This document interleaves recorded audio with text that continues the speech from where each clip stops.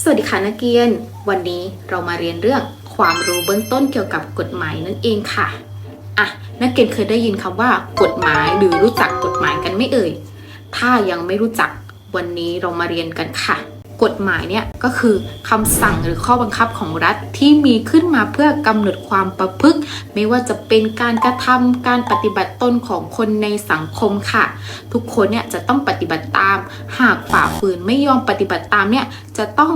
ได้รับผลร้ายหรือจะต้องถูกลงโทษโดยกฎหมายนั้นๆค่ะต่อไปก็คือขอบเขตของการใช้กฎหมายค่ะถ้ามีกฎหมายแล้วเราจะใช้เมื่อไหร่ล่ะนักเรียนรู้ไหมจะใช้เมื่อประกาศราชกิจจานุเบกษาค่ะแล้วประกาศแล้วจะใช้กับใครล่ะจะใช้กับทุกคนที่อยู่ในราชอาณาจักรค่ะไม่ว่าจะเป็นคนไทยคนต่างด้าวก็สามารถใช้กฎหมายได้ค่ะแล้วใช้กับทุกคนแล้วเราจะใช้ที่ไหนกันล่ะก็สามารถใช้ทั่วในราชอาณาจักรนั่นเองค่ะเราเรียนรู้ขอบเขตของการใช้กฎหมายกันแล้วนะคะต่อไปเรามาเรียนรู้ลักษณะของกฎหมายค่ะ1ก็คือเป็นคำสั่งหรือข้อบังคับของรัฐค่ะที่มาจากรัฐาธิปัตย์ก็คือคณะบุคคลที่มีอำนาจสูงสุดของรัฐก็คือรัฐเนี่ยมีอำนาจอธิปไตยอำนาจสูงสุดในการปกครองก็คือรัฐค่ะ2ก็คือใช้ได้ทั่วไป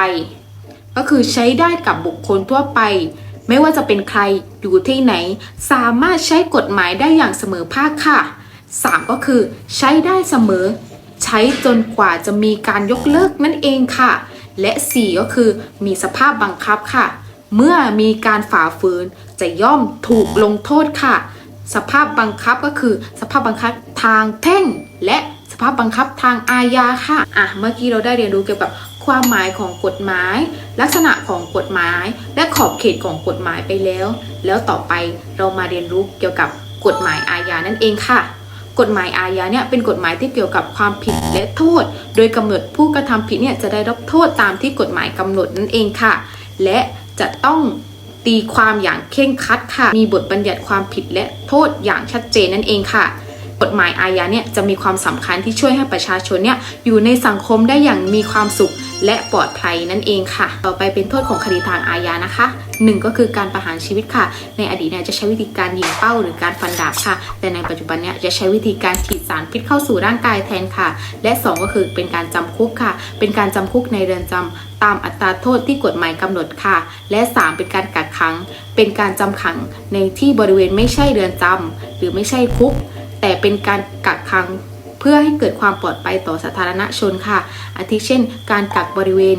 การควบคุมการประพฤติหรือสถานบำบัดนั่นเองค่ะและ4ก็คือเป็นการปรับก็คือเป็นการปรับเงินตามอัตราที่กฎหมายบัญญัติไว้และ5เป็นการริบทรัพย์สินก็คือริบของกลางอาทิเช่นริบยาเสพติดหรือริบเงินนั่นเองค่ะเมื่อกี้เราเรียนรู้เกี่ยวกับกฎหมายอาญากันไปแล้วต่อมาเรามาเรียนรู้เกี่ยวกับกฎหมายแพ่งค่ะ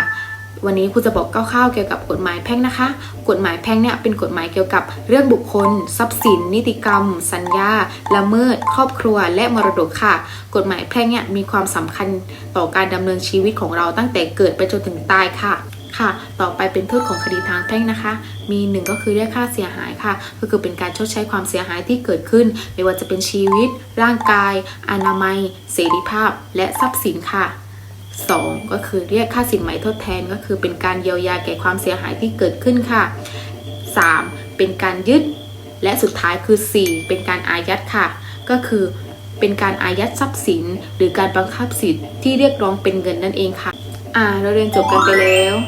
และสุดท้ายเนี่ยอยากให้นักเรียนทุกคนเนี่ยปฏิบัติตามกฎของกฎหมายและสามารถนำกฎหมายเนี่ยไปใช้ในชีวิตประจำวันได้และวันนี้ครูก็ขอตัวลาก่อนนะคะบ๊ายบาย